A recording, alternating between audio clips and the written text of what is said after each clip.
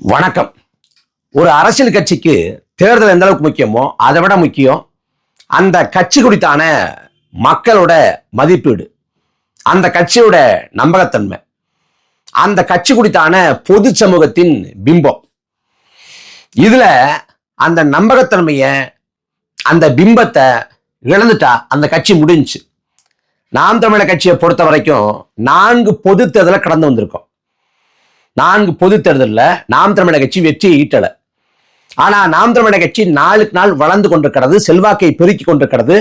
1.1 8.2 விழுக்காடு அளவுக்கு உயர்ந்து மாநில கட்சியா அங்கீகரிக்கப்பட்டிருக்கு. நாம் தமிழர் கட்சியோட தேர்தல் தோல்விகள் நாம் தமிழர் கட்சியோட வளர்ச்சியை ஒருபோதும் பாதிக்கல.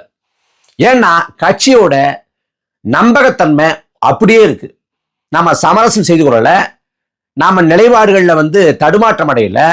2010 கட்சி தொடங்கப்பட்டப்ப எந்த நிலைப்பாட்டை கொண்டிருந்தோமோ அதே நிலைப்பாட்டில் தொடர்றோம். ஒரு பெசகல, ஒரு தடுமாற்றம் இல்லை, தடமாற்றம் இல்லை. அப்ப நாம் தமிழர் கட்சி உறுதிப்பாட்டோடு, கொள்கை கோட்பாட்டோடு அவங்க உறுதியா நிற்கிறாங்க. அப்படிங்கிறதால மக்களுக்கு நாம் தமிழர் கட்சி மீது நாளுக்கு நாள் மதிப்பு கூடுது.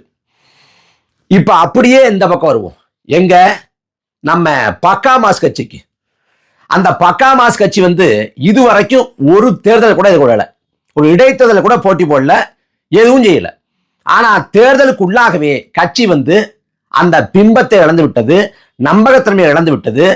ஆங்கிலத்தில் ஒரு வார்த்தை சொல்லுவாங்க, பர்செப்ஷன் வார் அப்படிம்பாங்க, கருத்துருவாக்க அரசியல். அதுலயும் தோத்துக்கிட்டு இருக்கு. இப்ப திமுக காரங்க அவங்கள குறிப்பிடுறதுக்கு உடன்பரப்புகள், ஊப்பிகள் அப்படிம்பாங்க. அதிமுக காரங்கன்னா ராராக்கள், ரத்தத்தின் ரத்தங்கள் அப்படிம்பாங்க.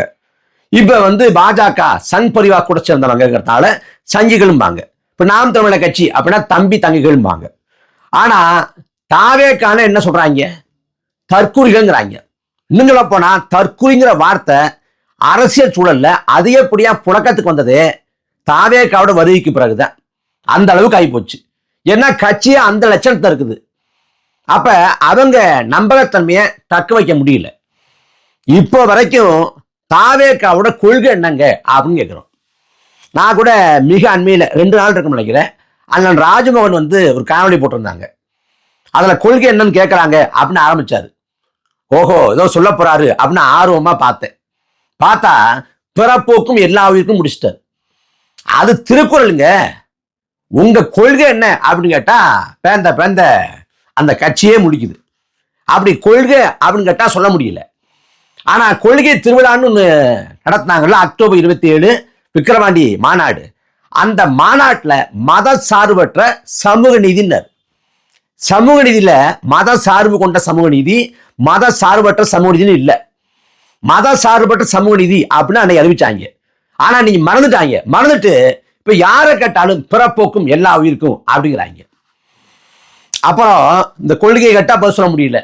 கொள்கை தலைவர்கள் 5 பேர், பெரியார் ஈவரா, அப்புறம் அண்ணல் அம்பேத்கர், பெருந்தலைவர் காமராசர், அஞ்சலி அம்மாள், வேலுநாச்சியார் 5 பேர். இதுல பெரியார் ஈவரா கிட்ட நாங்க கடவுள் மறுப்பை எடுத்துக்கல, பாக்கி எல்லாத்தையும் எடுத்துக்கிறோம்ங்கிறாங்க.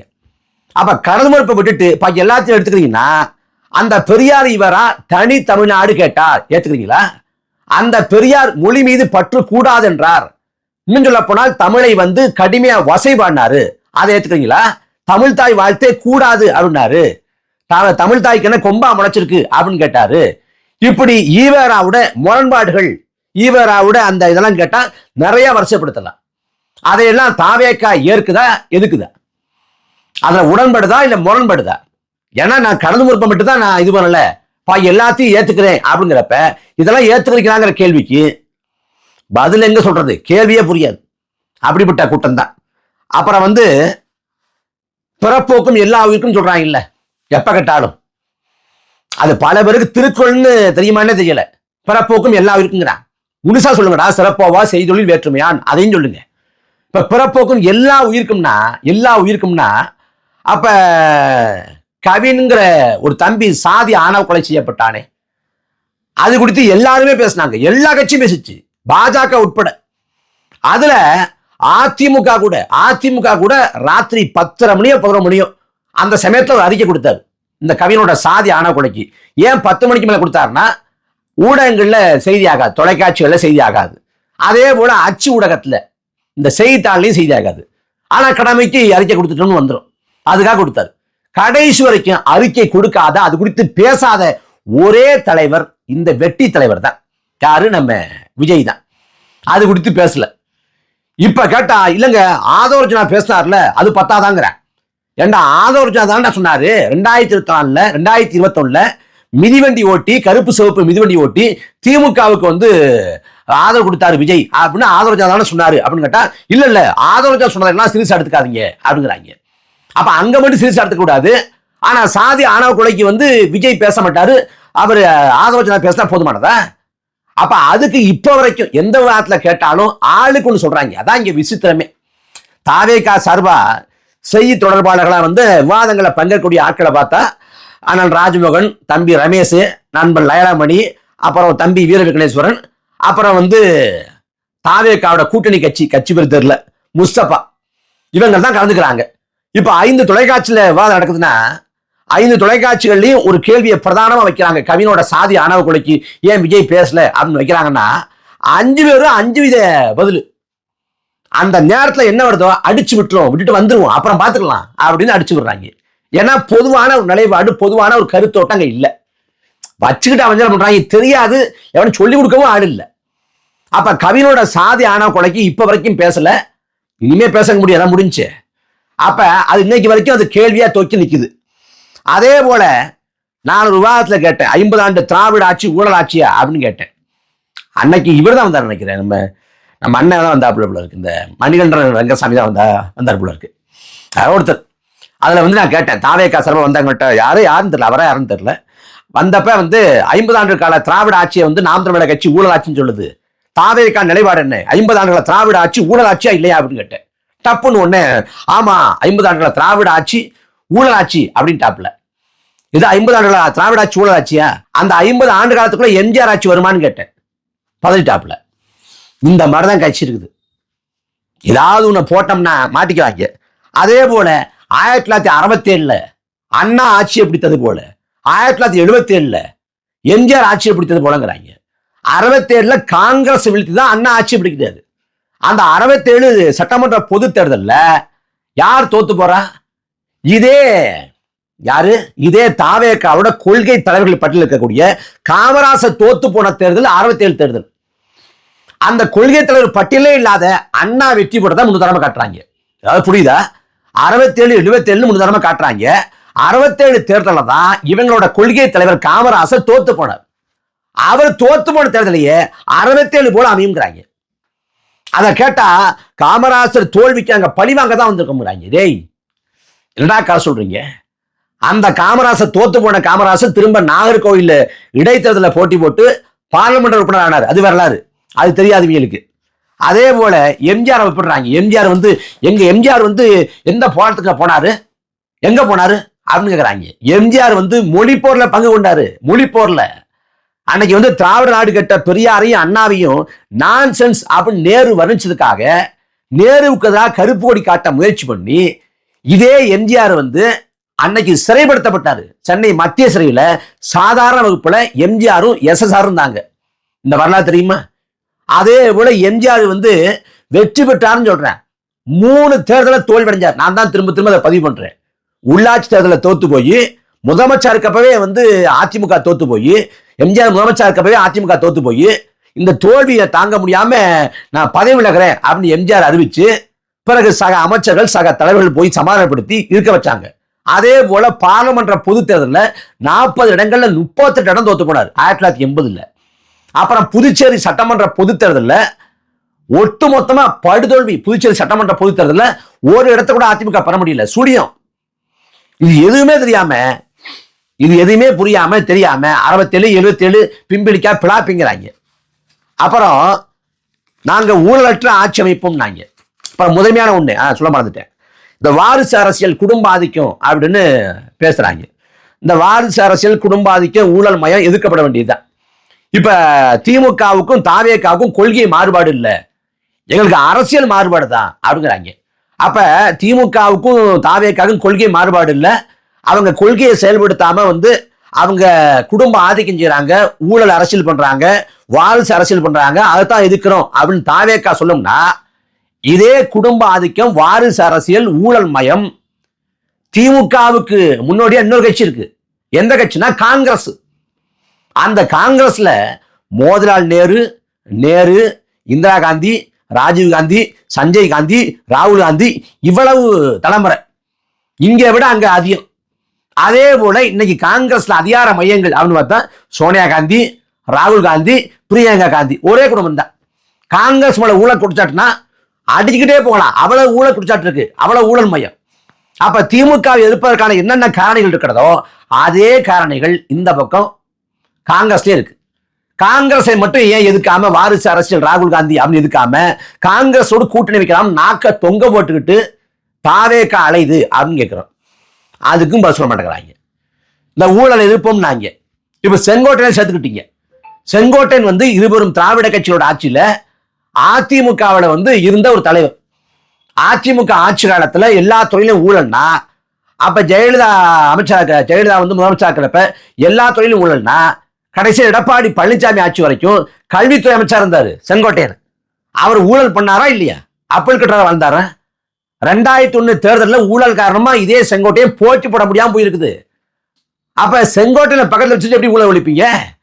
இதை விட கூத்து, செங்கோட்டையன் வர்றப்ப அவரு மட்டும் வரல, ஜெயலலிதா படத்தையும் கையோடு எடுத்து வந்துட்டாரு. தாவேக்காவோட அந்த பதாகையில ஜெயலலிதா படம் இருக்கு. இப்ப நேத்து ஜெயலலிதா அம்மையாரோட நினைவு நாள். அதுக்கு தவ வாழ்வு மேற்கொண்ட அப்பழுக்கற்ற ஆட்சி கொடுத்தன்னு ஏதோ வார்த்தைகளை போட்டு ஜெயலலிதா ஆட்சியை புகழ்றாரு. எம்ஜிஆர் ஆட்சி நல்லாட்சிங்கிறாங்க. யாரு? தாவேக்கா. எம்ஜிஆர் ஆட்சி பத்தி படிச்சிருக்காங்களா, கேள்விப்பட்டிருக்காங்களான்னு தெரியல. எம்ஜிஆர் ஆட்சி ஒரு ஊழல் ஆட்சி, ஒரு கொடுங்கோல் ஆட்சி, ஒரு மோசமான ஆட்சி. எம்ஜிஆர் ஈழத்துக்கு பங்களிப்பு செஞ்சாரு, தலைவருக்கு உதவி பண்ணாரு, அந்த பங்களிப்பை நம்ம மதிக்கிறோம். ஆனா அவர் ஆட்சி வர்றப்ப இங்க மோசமான ஆட்சி தான். அப்ப அது தெரியாம எம்ஜிஆர் ஆட்சி நல்லாட்சிக்கிட்டு இருந்தாங்க. எம்ஜிஆர் ஆட்சி மேல ஊழல் குற்றச்சாட்டு வைக்கப்பட்டு அன்னைக்கே ஆணை அமைக்கப்பட்டுச்சு. சர்க்காரிய கமிஷன் போல இவருக்கும் கமிஷன் அமைக்கப்பட்டுச்சு. அப்புறம் இப்ப பார்த்தா ஜெயலலிதா ஆட்சி நல்லாட்சிங்கிறாங்க. கேட்டா செங்கோட்டை ஏங்க ஜெயலலிதா படத்துல போடுறாருன்னு கேட்டா, ஒரு ஜனநாயகம் இருக்கிறது. யார் வர்றாங்களோ அவங்களை அப்படியே ஏத்துக்குவோம். இப்ப நாஞ்சி சம்பத் ஐயா வந்திருக்காரு, அவரு திமுக ஆர்வ நிலைப்பாட்டிலே வந்திருக்காரு. ஒருவேளை கருணாநிதி படத்தை சட்டப்பையில வச்சுட்டு வந்தா ஏத்துக்குவீங்களா? இல்ல பதாகையில கருணாநிதி படத்தை வைப்பீங்களா? இப்ப நிர்மல்குமார் வந்திருக்காரு, சிடிஆர் நிர்மல்குமார், அவர் முடிய வந்துட்டார். நிர்மல்குமார் வாஜ்பாய் அத்வானி படத்தை சட்டப்பையில வச்சுட்டு வந்தாருன்னா அவரை ஏத்துக்குவீங்களா? ஆதோஜனா தான் அங்கதான் வந்தாரு, அவர் விசி காலத்து வந்தாரு. திருமா படத்தை வச்சுட்டு வந்தா ஏத்துக்குவீங்களா? இது என்ன வாதம்? சிறுபிள்ளைத்தனமா இருக்கு, ரொம்ப சிறுபிள்ளைத்தனமா இருக்கு. வாசாத்தி வன்கொடுமை அதுல சூத்திரதாரியே செங்கோட்டையன் கேட்டா பதில் சொல்ல முடியல, தடுமாறுறாங்க, திணறாங்க. அப்ப எந்த கேள்விக்கும் பதில் இல்லை. கரூர் மரணங்கள் சொல்லவே தேவையில்லை. சதின்னு சமூக வலைதளங்களை பொங்குறாங்க, சதி நடந்துருச்சுன்ட்டு. ஆனா அண்ணன் ராஜமோகன் பேசுறாங்க புதிய தமிழ் தொலைக்காட்சி விவாதத்துல, சதி நடந்துச்சான்னு நான் கேட்கிறேன். சதி நடந்துச்சான்னு நாங்க எங்க சொன்னோம்? மக்கள் சொல்லிக்கிட்டாங்க, நாங்க எங்க சொன்னோம் அப்படின்னு பதறாரு. அப்ப சதி கோட்பாடு, சதி நடந்து விட்டது அப்படின்னு சொல்லிட்டு ஒரு கருத்துவாக்கம் சமூக வலைதளங்கள் முழுமைக்கும் செஞ்சு விஜயை காப்பாத்த அவ்வளவு வேலை பார்த்துவிட்டு தொலைக்காட்சி விவாதத்தில் நேருக்கு நேரம் எடுத்து அங்க சதி நடந்துச்சா கரூர்ல கேட்டா எனக்கு தெரியாது, வழக்கு போய்கிட்டு இருக்குது, பொதுமக்கள் தான் சதின்னு சொன்னாங்கிறார். யாரு? தாவேக்காவோட முதன்மையான நிர்வாகிகள் ஒருத்தர் இருக்கக்கூடிய அண்ணன் ராஜமோகன். இப்ப கவினோட சாதி ஆணவ கொலைக்கு விஜய் பேசலன்னு பேசணும். இப்ப திருப்பரங்குன்றம் ஒட்டுமொத்த தமிழ்நாடு முழுக்க பற்றி எரியுது. தொலைக்காட்சி விவாதம் தொடங்கி பார்லமெண்ட் வரைக்கும் போயிடுச்சு. அதுல இப்ப இன்னைக்கு இன்னொரு அயோத்தியா மாத்த முயற்சி பண்றீங்களா அப்படின்னு கேட்கிறப்ப ஐயா நாகேந்திரன் சொல்றாரு, அயோத்தியா மாறினா என்ன தப்பு? தமிழ்நாடு இன்னொரு அயோத்தியா மாறினா என்ன தப்பு? மதுரை இன்னொரு அயோத்தியா மாறினா என்ன தப்பு அப்படின்னு கேட்டாரு. அப்ப அயோத்தியா என்ன? பாபர் மசீதி இடிச்சு, இன்னைக்கு இடிக்கப்பட்ட நாள், பாபர் மசீதி இடிச்சு ராமர் கோயிலை நிறுவி நாடு முழுக்க வாழக்கூடிய இஸ்லாமிய மக்கள் துரோகம் பண்ணாங்க. நாடு முழுக்க மத கலவரத்தை கட்டவிழ்த்து விட்டாங்க. அப்படி தமிழ்நாட்டில் ஏதாவது சம்பவம் கிடைக்காதா அப்படின்னு கண்கொத்தி பாம்பாக பாஜக எதிர்பார்த்து காத்து கிடக்கிறது. அதுக்கு திருப்பரங்குன்றத்தை பலிகடை ஆக்கிறதுக்கு மதுரையில சித்திரை திருவிழாவில் இஸ்லாமிய சொந்தங்கள் வரக்கூடிய மக்களுக்கு அவங்க நீர்மோர் கொடுத்து, அவங்க நீராகாரம் கொடுத்து உபசரிக்கிறாங்க. இந்து இஸ்லாம் அப்படிங்கிற எந்த பிளவும் இல்லாம, எந்த பிரிவினையும் இல்லாம ஒருதாய வயிற்று பிள்ளைகளாக மதுரையில வாழ்றாங்க. அந்த மத நல்லிணக்கத்தை கெடுக்கிறதுக்கான வேலையை பாஜக செய்யுது. பாஜக எங்க கொள்கை எதிரி, மதுரை மேற்கு விஜய் கிழக்கு விஜய், வடக்கு விஜய், திருப்பரங்குன்ற விஜய், சோழவந்தான விஜய், உசிலம்பட்டி விஜய்னவர் எங்க நிக்கிறாரு? இப்ப எல்லா தொகுதியிலும் நான் தான் நிக்கிறேன்னு நினைச்சு ஓட்டு போடுங்கனாரு. இப்ப அதே ஒரு தொகுதி திருப்பரங்குன்றத்துல பிரச்சனை வந்தப்ப இவர் பனையூர் நினைக்கிறாரு, வாய் திறக்கல. என்னன்னா என்ன சொல்லி வச்சிருக்காங்க விஜய்க்கு, நீங்க இந்த திருப்பரங்குன்ற விஷயத்துல பேசுனீங்கன்னா உங்களை ஜோசப் விஜய்னு சொல்லிடுவாங்க, உங்களை கிறிஸ்தவர்னு சொல்லிடுவாங்க, அப்ப இந்துக்களின் ஓட்டு உங்களுக்கு விழாது, அதனால நீங்க வாயை மூடிட்டு இருங்க, அதான் நல்லது அப்படின்னு சொல்லிட்டாங்க. கவிஞரோட சாதி ஆணவ கொலையில நீங்க பேசுனீங்கன்னா அந்த எதிர் சமூகத்தை காரங்க போனா ஓட்டு போட மாட்டாங்க, அதுவும் மதுரையில போய் நீங்க மாநாடு போட போறீங்க, அப்ப பெரிய சிக்கலா போயிடும், அதனால கவிஞரோட சாதி ஆணவ கொலைக்கும் வாய் திறக்காதீங்க, மூடிட்டு இருங்க, வாய் தந்தாதீங்க, மொத்தமா மூடிட்டு இருங்க அப்படின்ட்டாங்க. இவரும் மூடி உட்காந்துருக்காப்புல. இவங்க மூடிட்டு இவருக்கு மூடிட்டு உட்காந்துக்கலாம், ஆனா தாவேக்கா சர்வ விவாதங்களை வர்றவங்க மூடி இருக்க முடியாதுல்ல. அங்க சாத்துறாங்க, வாங்கிட்டு உட்கார்ந்துருக்காங்க. அதனால விஜய் பாட்டுக்கு பனையூர்ல அக்கடான்னு படுத்தரலாம், ஆனா தாவேக்கா சார்பாக தொலைக்காட்சி விவாதங்கள்ல வர்றவங்க அடி வாங்குவாங்க. தொலைக்காட்சி விவாதத்துல என்ன சாதிச்சிட முடியும், பெரிய தீர்வு கிடைச்சிட போதா, இல்ல கடைசியா வெளியால தீர்ப்பு சொல்ல போறாரான்னா இல்ல. ஆனா தொலைக்காட்சி விவாதங்களுக்கு ஒரு பங்கு இருக்கு, மக்கள் மனநிலையை கட்டமைக்கிறதுல தொலைக்காட்சி விவாதங்களுக்கு முதன்மை பங்கு இருக்கு அப்படின்னு சொல்லப்படுது. அதனாலதான் ஆளுங்கட்சி உட்பட விவாதங்களை பார்க்கறாங்க, அமைச்சர்கள் கண்காணிக்கிறாங்க, அதுக்கு உளவுத்துறை தனியா ஒரு நோட் போட்டு குறிப்பு எடுக்குது, இந்த மாதிரி பேசுறாங்க அப்படின்ட்டு. காரணம் மக்கள் மனநிலையை கட்டமைக்கிறதுல ஒரு பங்கு இருக்கு அப்படின்ட்டு. அப்ப அந்த விவாதங்கள்ல அடி வாங்கினா பர்செப்ஷன் வார்ல தாவேக்கா தோத்து போகும். இவ்வளவு சறுக்கள் இருக்கு, இவ்வளவு ஓட்டம் இருக்கு. படத்துல ஒரு சின்ன லாஜிக் ஓட்டம் இருந்தாலே போட்டு வெளுத்து கட்டுவாங்க. எப்படி குருவி படத்துல அப்படியே இந்த பாலத்துல இருந்து அந்த தொடர் வண்டிக்கு அப்படியே ஜம்ப் பண்ணுவாரு, அது லாஜிக் ஓட்டம் இல்லையா? எப்படி சுறா படத்துல அந்த தண்ணிக்குள்ள இருந்து வருவாரு, அது ஷூவை போட்டுக்கிட்டு தண்ணிக்குள்ள இருந்து வருவாரு, இது லாஜிக் ஓட்டம் இல்லையா அப்படின்னு கேட்டாங்க. அதனால லாஜிக் இந்த ஓட்டம் இருக்கக்கூடாது, சரியா பாத்துங்கன்னாரு. படத்துல ஒரு லாஜிக் ஓட்டம் இருந்தாலே படம் ஓடாது, ஆனா இங்க நிஜத்துல 1000 லாஜிக் ஓட்டம், எல்லாமே பிழையா இருக்கு, தவறா இருக்கு, குளறுபடியா இருக்கு. அப்ப சும்மா விடுவோமா? அதனால தாவேக்கா சார்பா வந்தா அவங்க புதுசு இப்பதான் வர்றாங்க அப்படிலாம் பார்க்க மாட்டோம். உங்க குளறுபடிகளை, உங்க சந்தர்ப்பவாதத்தை, உங்களோட அரசியல் ஆதாய கணக்கை தோலுரிச்சு தொங்க விடுவோம்.